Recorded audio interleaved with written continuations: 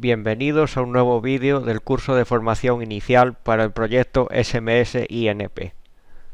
En esta oportunidad os brindaremos unas cuantas sugerencias para llevar a cabo el reporting, es decir, la puesta en papel, en un informe, de todo lo que hemos hecho hasta ahora. Hablaremos de la estructura del informe, del uso de tablas y gráficos y del estilo de redacción. Los trabajos científicos deben tener una estructura clara, directa. Las recomendaciones actuales, promovidas por las principales revistas técnicas, indican la estructura que te mostramos en esta diapositiva. Vamos a analizar cada apartado. El título debe reflejar el objetivo esencial de nuestro trabajo, en unas pocas palabras. Recuerda que Google y otros buscadores indizarán tu contenido usando las palabras que pongas en el título. Después del título se coloca un resumen, abstract en inglés, resaltando los puntos principales del trabajo. Y finalmente, las palabras clave, aquellos términos que representan el área de interés de nuestro trabajo. Elige esas palabras clave con cuidado. Serán las embajadoras de tu trabajo ante los motores de búsqueda de las bases de datos y de Internet. La introducción, corta, directa y clara. Debe resaltar el problema que intentas resolver y la solución que propones. Ambas cosas son importantes. También se colocan aquí las siglas, los conceptos básicos, las definiciones, etc. Al final de esta sección suele ponerse un párrafo que indica cuál será el resto de secciones del trabajo. La sección de trabajos relacionados contiene un breve análisis de los trabajos que hemos encontrado y que se relacionan, o se parecen, o son similares al nuestro. Suele indicarse, para cada uno de ellos, el problema que atacaron, los resultados que obtuvieron y las conclusiones a las que llegaron. El método de investigación es una sección fundamental y crítica en un trabajo científico. Lamentablemente, muchos investigadores olvidan esta sección o la redactan un poco mal. Tú no lo hagas. Pon esmero en describir con claridad el método que has seguido en tu trabajo. ¿Qué has hecho? ¿Cómo? ¿Cuándo? ¿Con qué? Se trata de que describas tu trabajo de manera tal que otro investigador, en el futuro, leyendo tu descripción, sea capaz de repetir el experimento. La sección de resultados suele tener dos subpartes, dos objetivos. Por un lado, presenta los resultados obtenidos, los datos objetivos, y por otro, discute esos resultados, razona sobre ellos, intenta extraer conclusiones, nuevos conocimientos, argumentar, etc. Aquí es donde harás un uso bastante extenso de los elementos de presentaciones gráficas, tablas, figuras, gráficos, fotos, esquemas, etc., etc. Otra sección que los ingenieros suelen olvidar es esta. Las amenazas a la validez son realmente una autocrítica que haces a tu propio trabajo. Describes, con sinceridad, los errores que pudiste haber cometido, lo que pudo salir mal, las tareas en las que se pudieron colar errores o fallos, y también cuentas todo aquello que hiciste para tratar de evitar esos errores, o al menos disminuir el daño que podrían ocasionar. Las amenazas a la validez ya han sido muy estudiadas. Las encontrarás en cualquier buen artículo, así que tampoco tendrás que inventar nada nuevo. Tan solo tener cuidado y hacer lo que ya han hecho muchos otros autores en el pasado. Un trabajo se remata siempre con una sección de conclusiones. Se trata de resumir todo aquello que discutiste en la sección resultados. Pero recuerda, es un resumen, no una novela de ciencia ficción. Extrae lo más importante de la sección de resultados y repítelo aquí. Algunas veces también se añaden aquí sugerencias de trabajos futuros, es decir, aspectos que quedan pendientes de resolver. Tu trabajo como tal ya casi ha terminado. Has escrito todo, pero ahora falta cerrar con broche de oro. Ese cierre lo constituyen las referencias. Es un tema un poco complejo.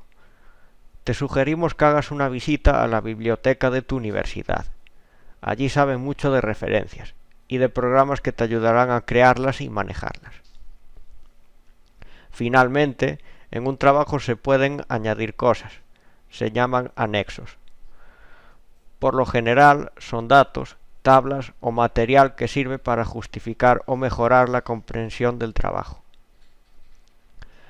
Vamos ahora con los consejos para trabajar con tablas y gráficos. Tan solo lo más básico.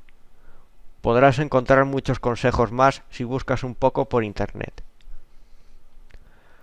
Lo más sencillo es que veas algunos ejemplos y decidas si son buenos o malos. Lo que a uno le puede parecer excelente, para otros puede ser penoso, así que te aconsejamos discutir tu opinión con otros, por ejemplo con tu compañero de equipo. Y al final, entre los dos, decidir si realmente el ejemplo mostrado es bueno o malo. ¿Preparados? ¿Listos? Vamos allá. Primer ejemplo de 3 que hemos preparado. Mira estas dos tablas. ¿Cuál te parece más clara? Dicen por ahí que una tabla es un arreglo de filas y columnas. ¿Cuántas columnas tiene la tabla 3, la de abajo? ¿Puedes pensar en otra forma de presentar la información de esa tabla 3? ¿Qué se te ocurre? Una vez que termines de ver el vídeo, puedes abrir la presentación en PowerPoint y estudiar estos ejemplos con más calma. A lo mejor se te ocurre una idea brillante. Si es así, no dudes en enviarnos un email. ¿Qué tal esta tabla? ¿Presenta la información de forma clara? ¿La entiendes? Y aquí, ¿qué te parece mejor, la tabla o el gráfico? Ten en cuenta que todo lo que presenta un gráfico también puede presentarse en una tabla, aunque al revés puede ser un poco más difícil. En esta tabla, frecuente en las revisiones sistemáticas, se muestra un análisis de datos.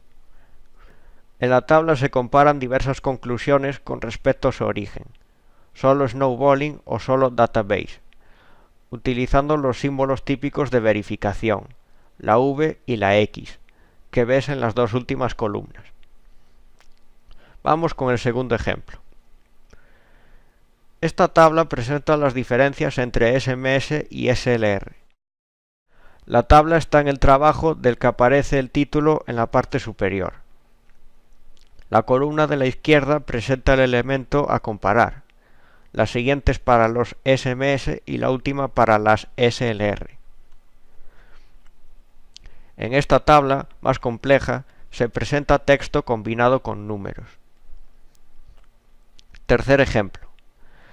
No es una tabla, se trata de una captura de pantalla. Es frecuente usar este tipo de figuras cuando nos interesa mostrar los elementos de una interfaz en un programa software. Esto tampoco es una tabla.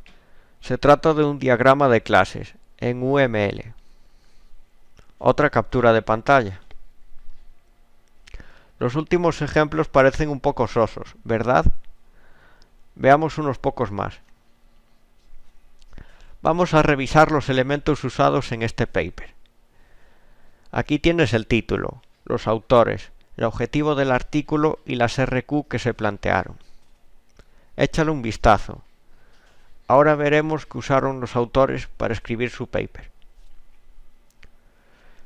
Esta tabla presenta los elementos que tuvieron en cuenta al construir su DEF, Data Extraction Form. ¿Crees que podrían haber presentado la misma información de otra manera? ¿Cómo? ¿Serviría un gráfico? ¿Y una figura? Parece que no, ¿verdad? Lo más lógico es usar una tabla. Aquí se intenta mostrar un proceso y los resultados intermedios. ¿Qué mejor que una figura? ¿Podrías usar una tabla? Posiblemente sí, pero la secuencia no se vería tan clara. Dos gráficos de barras. Fíjate para qué los usan. Esto se podría presentar en una tabla, con dos columnas, sin problema. Tú decides lo que vayas a usar. Ambas soluciones son buenas. Otros ejemplos, varios, de gráficos. Todos de barras. Cualquiera de ellos podría sustituirse por una tabla. De nuevo, es cuestión de gustos. ¿Y qué tal esta tabla? Es bastante grande, pero ¿no es clara? ¿Podrías presentar esta información con un gráfico? Otra figura.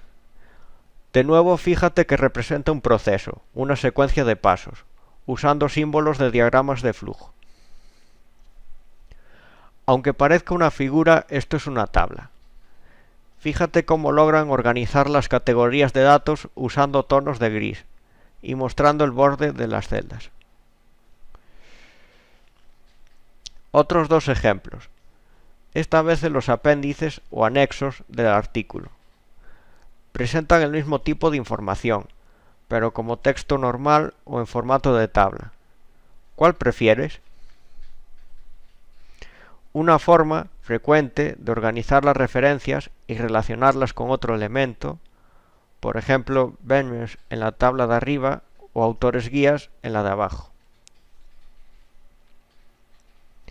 Mira qué figura más compleja, con muchos elementos, y sin embargo bastante clara. Se ve bien, arriba a la izquierda, las bases de datos usadas en el proceso de búsqueda, y también se ve que encontraron 147 artículos. ¿Lo ves? Además, en negrita, en cada nivel, se incluye entre paréntesis el número de sección, en el paper, en el que se explica cada parte de la figura. Por si fuera poco, también indica en qué punto se contestan las RQ que se plantearon al principio. Los símbolos también son importantes, son de diagramas de flujo.